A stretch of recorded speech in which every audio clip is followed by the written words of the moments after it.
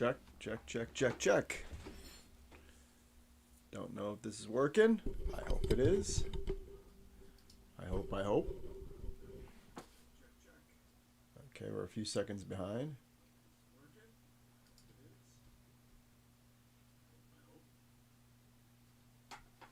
I'm still trying to learn the technology here, so I apologize for that.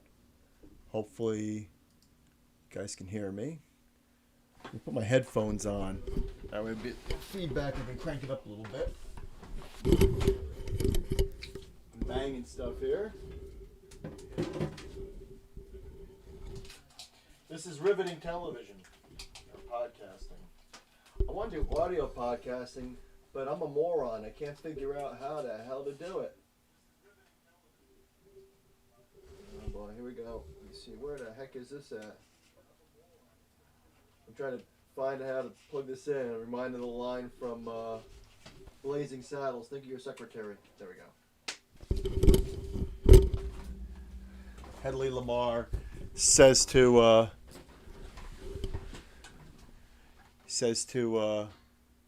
Hedley Lamar says to the governor, Mel Brooks, think of your secretary. He's trying to put the pen in. Okay. I'm trying to learn this. I don't know if anybody's watching this.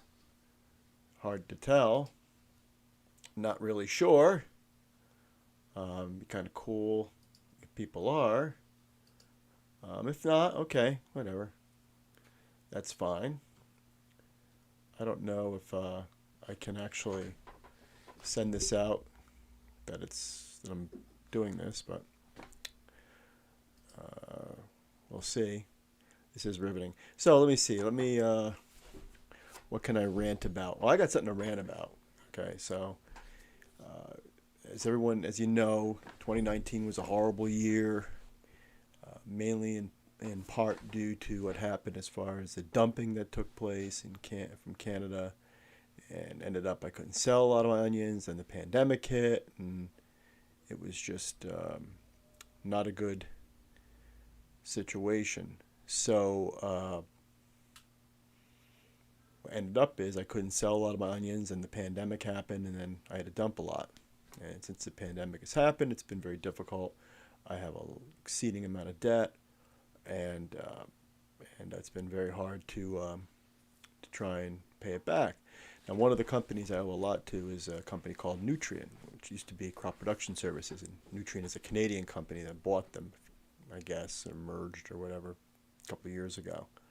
And I've done a lot of business with them over the years, probably over $1 million worth of business in the last 25, 30 years. Always paid them either on time, or in a number of cases I prepaid them and prepaid my bill, or a portion of my bill I should say, in advance. So 2019 happens and I can't pay the bill. I don't have the money. So I talked to them. We said, listen, we can pay you a little bit, each month, and when things turn around, we'll be able to pay you, but we're going to do a little bit of time. And they have been completely ruthless. Other creditors have been very kind and have worked with us, but these guys, we want our money, and it kind of held off for a little bit. We were giving them $100 a month, but they've since turned on the heat and right away threatening lawyers, and it's disheartening. I don't have it. And it's on top of it. The original amount I owed was something like, I think, $61,000 or something along those lines. Paid off down to, I believe, 31, but it's accrued like $14,000 in interest. So it's about a year and a half on the debt, and I think it comes out to like about 27%, or something like along those lines. That's just obscene.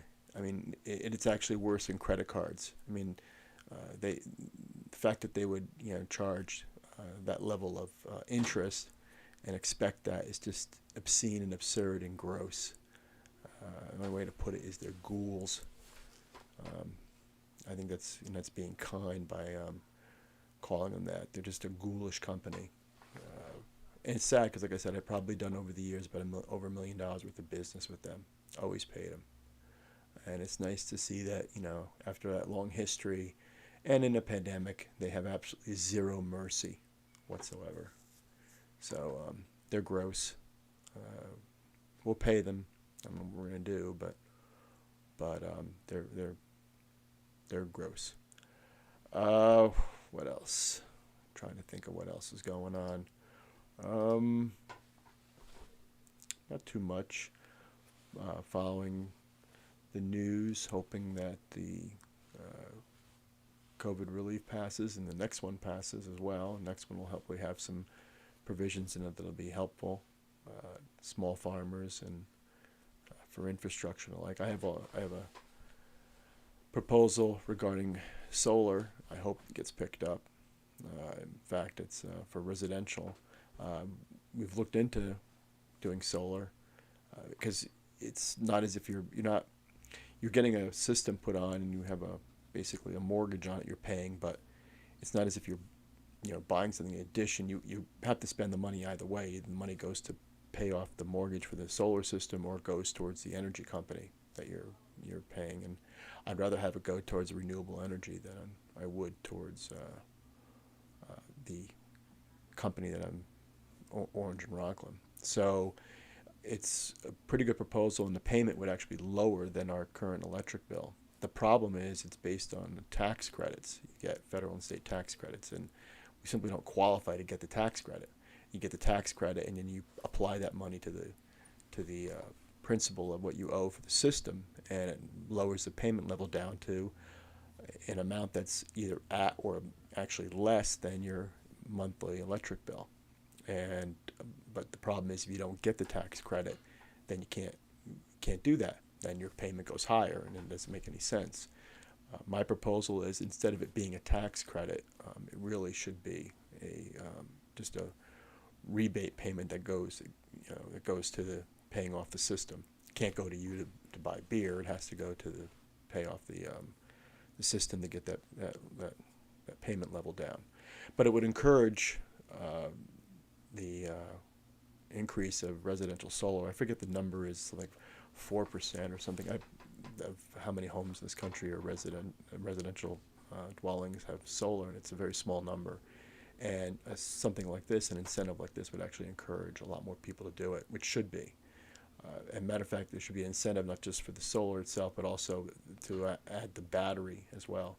When you have the batteries, instead of the electric that you generate going back to the grid, and you get credits that offset your bill. In this case, you store much of the energy, and then you use it. You're basically almost off the grid. So in the case of what happened in Texas, the people that lost power would have actually not lost power if they had these systems. They would have generated enough, then had in their batteries that they could have powered themselves day and night. So that's what I'm looking. Hopefully, that'll get passed. And if we're really serious about trying to increase renewables and solar, that would be a way in which to do it. What else is going on?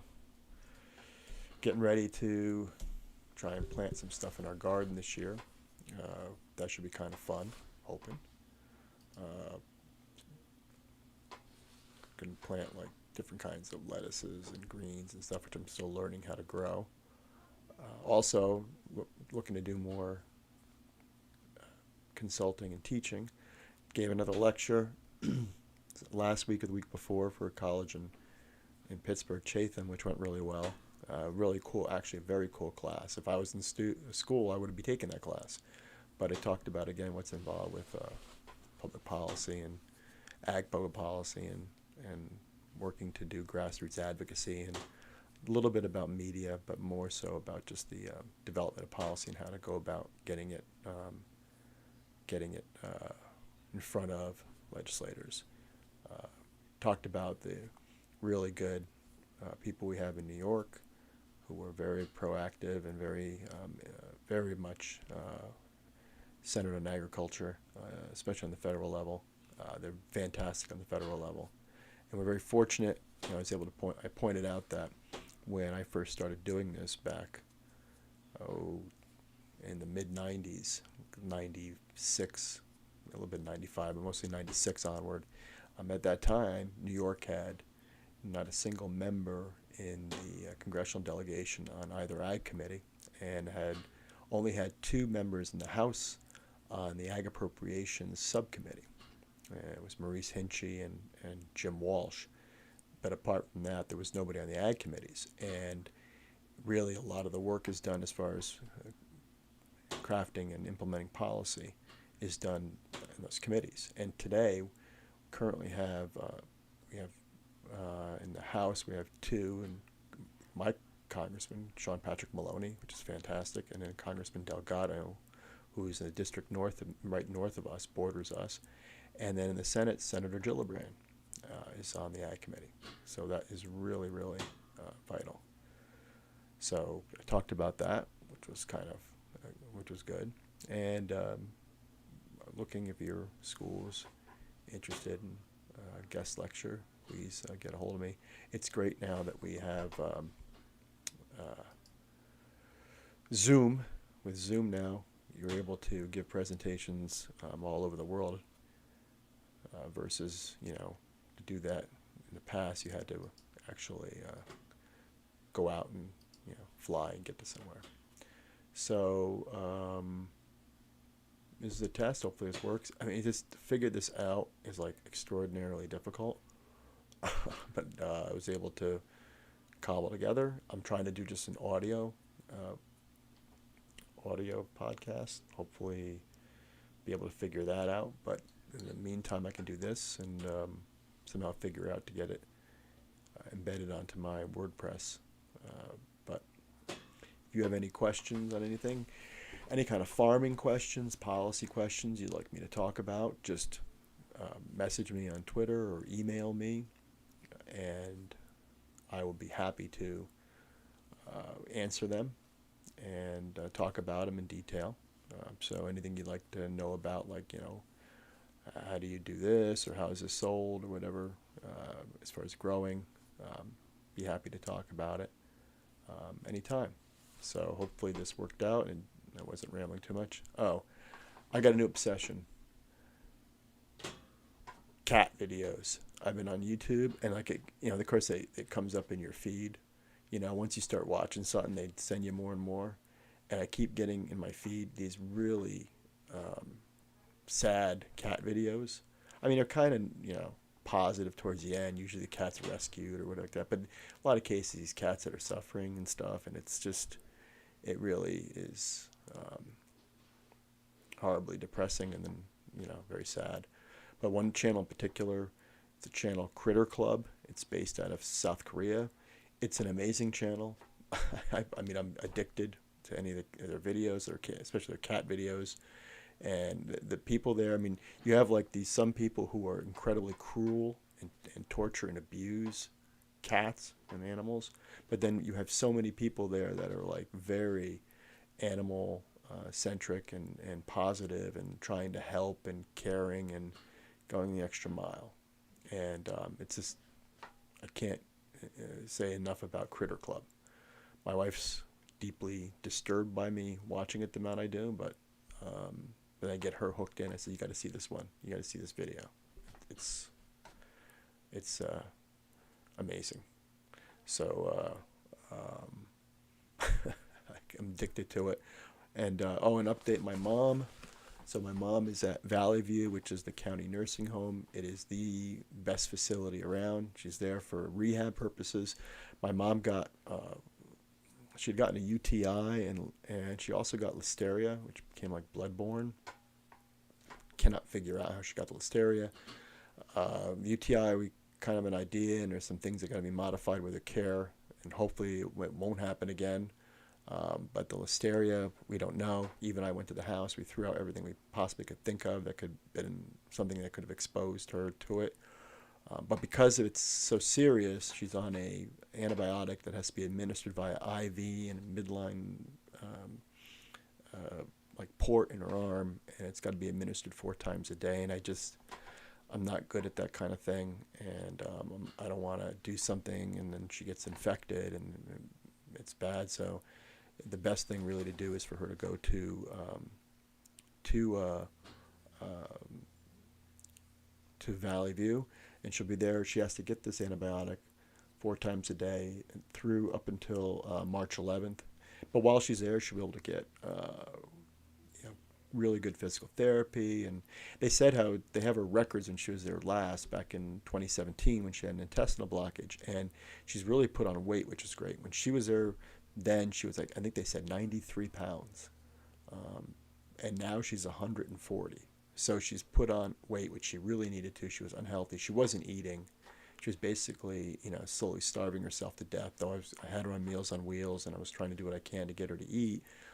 She really needed that 24/7 care, or she probably would have starved herself to death. So now she's eating healthy, and even I do the grocery shopping, and she's eating real meals that are, home prepared by her caregivers, and they said at Valley View she's weak from the infection, but she's doing well, and she's very, very, very, very good disposition, which I said that's what she has. So that's an update. My mom. Can't think of anything else. If I do, just send me a